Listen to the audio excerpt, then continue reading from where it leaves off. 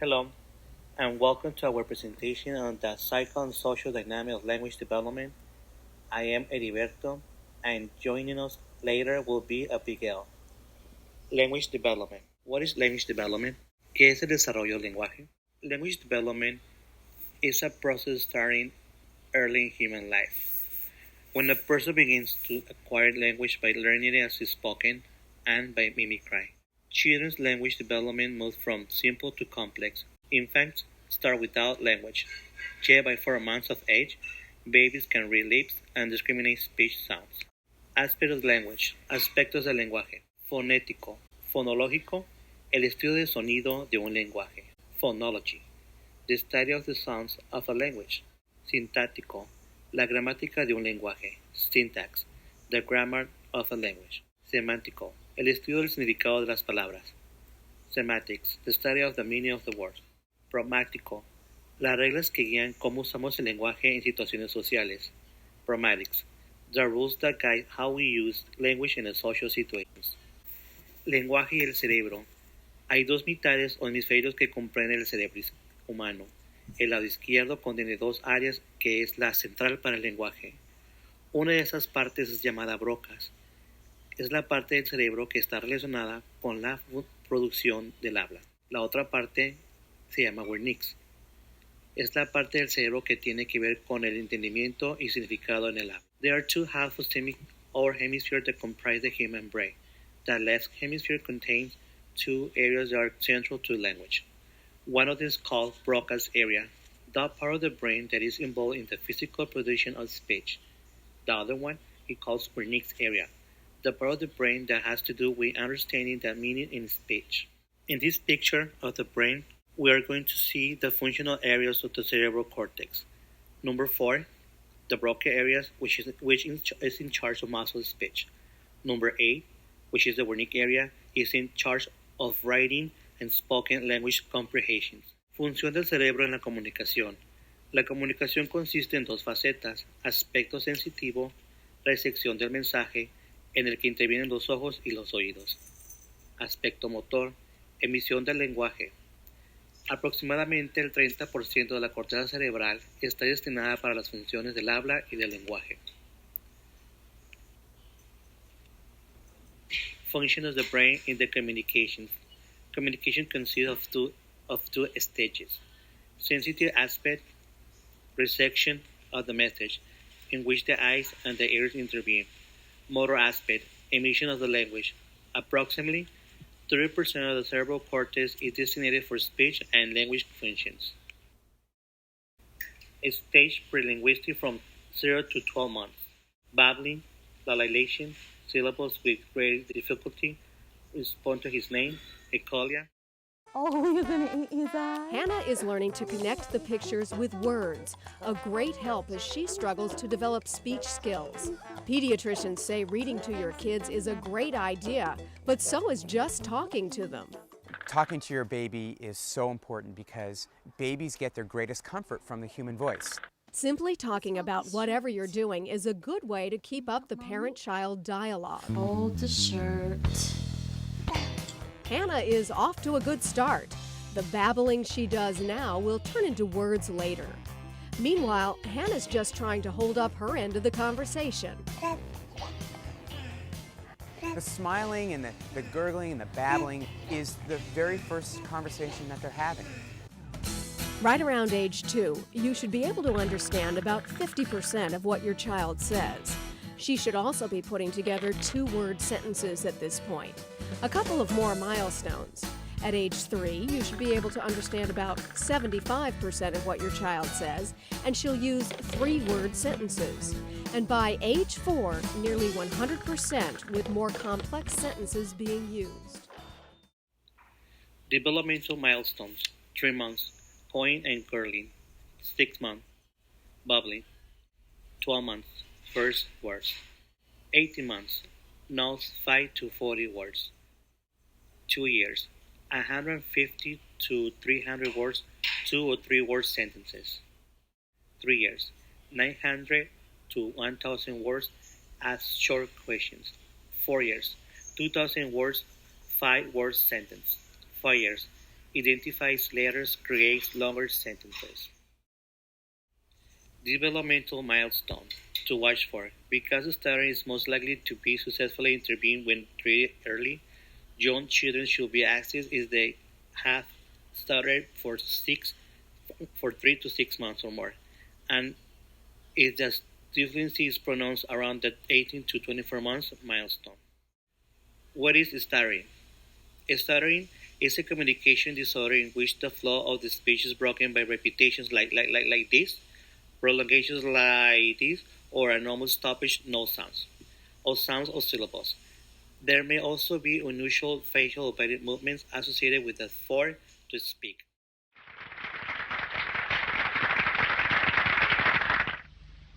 Listen, my children, and you shall hear the midnight ride of Paul Revere.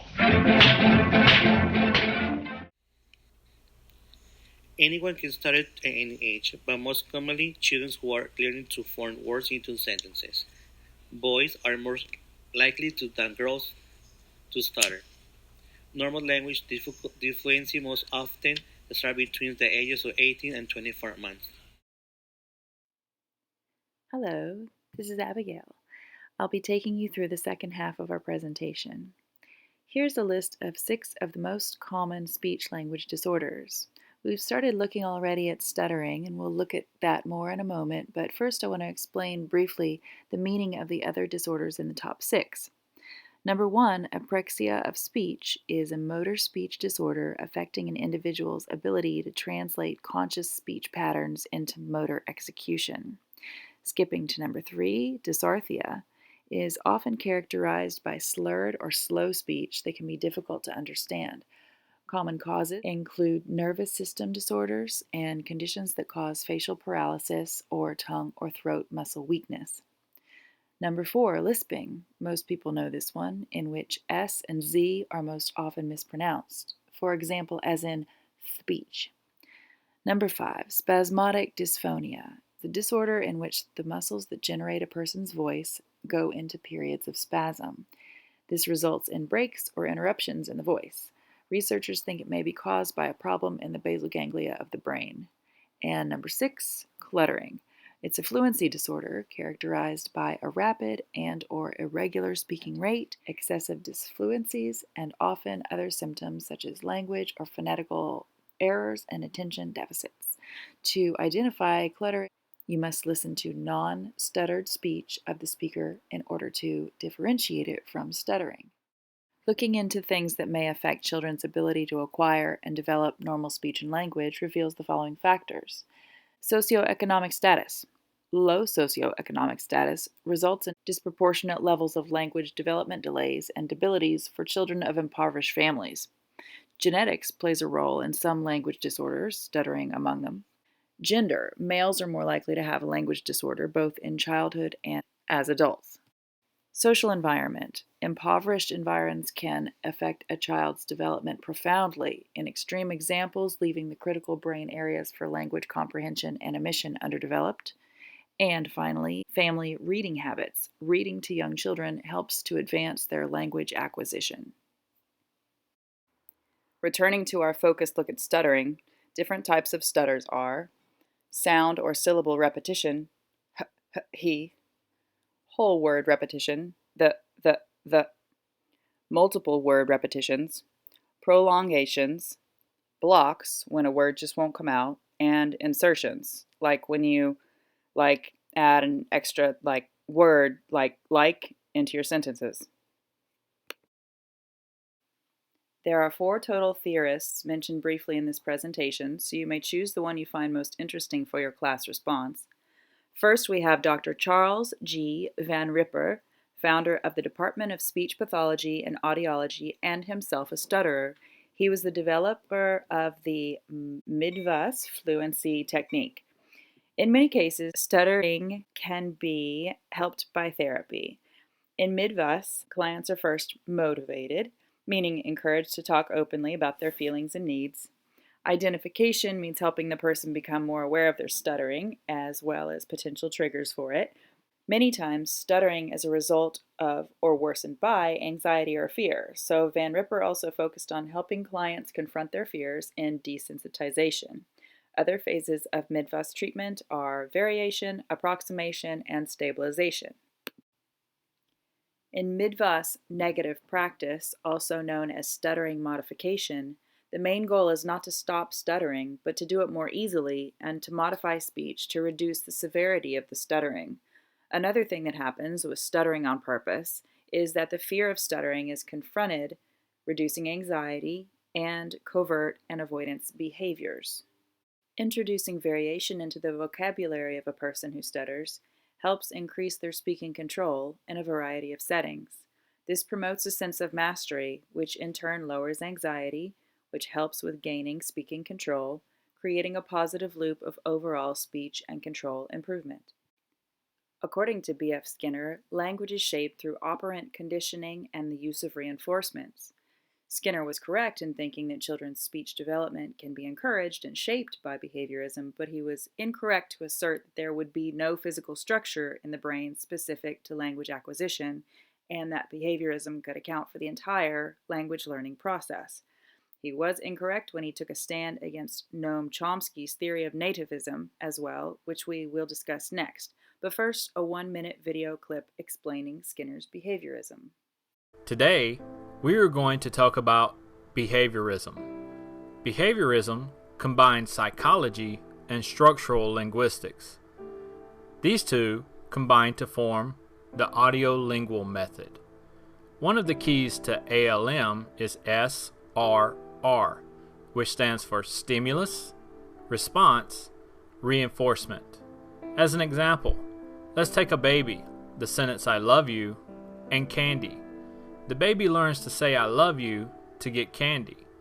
So when the baby wants candy, she says, "I love you," and receives candy. Wanting candy is the stimulus. Saying "I love you" is the response. The candy is the reinforcement.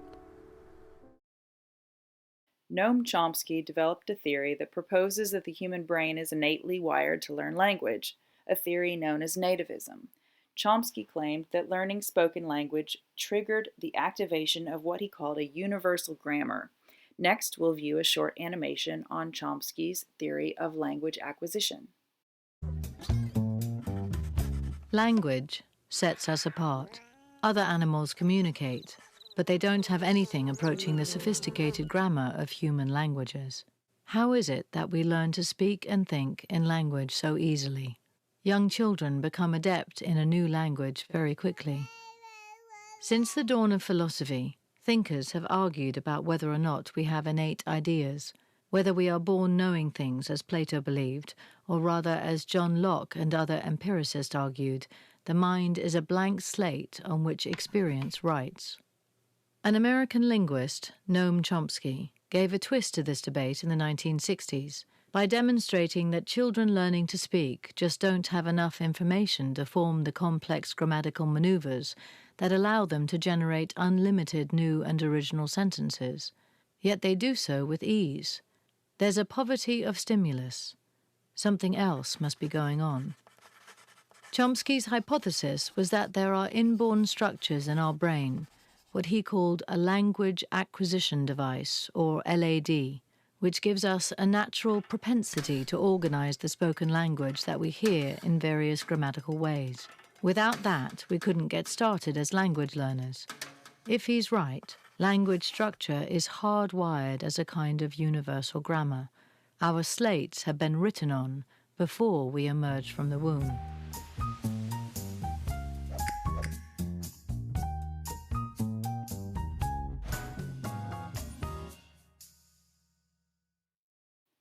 Now for our final theorist, Stephen Krashen, who has made major contributions to the understanding of second language acquisition. According to Krashen, we acquire a new language when we are given comprehensible input in low anxiety situations and when we are presented with interesting and meaningful messages that we actually understand. Our theory begins with two important words, acquisition and learning. We think, as you may have heard, people have two different ways of getting better in language. You can acquire language, you can learn language, and they're really different. And this is the fundamental concept. Once this one is understood, everything else follows. Acquisition, we sometimes call the natural way, and the synonym for acquisition is picking up a language. I was in Korea for a couple of weeks, and I picked up some Korean. That really means you acquired it. We think acquisition is subconscious, and this really means two things. It means, first of all, while you're acquiring, you don't know you're acquiring, you think you're doing something else. You think you're having a conversation, reading a book, of course you are. But at the same time, without realizing it, you might be acquiring. The other process is learning. Acquisition is subconscious, learning is conscious. Learning is what we did in school. Learning in everyday language, when we talk about rules, when we talk about grammar, we're talking about conscious learning. The theory is that error correction helps learning. You make a mistake, someone corrects you, you change your idea of what the rule is.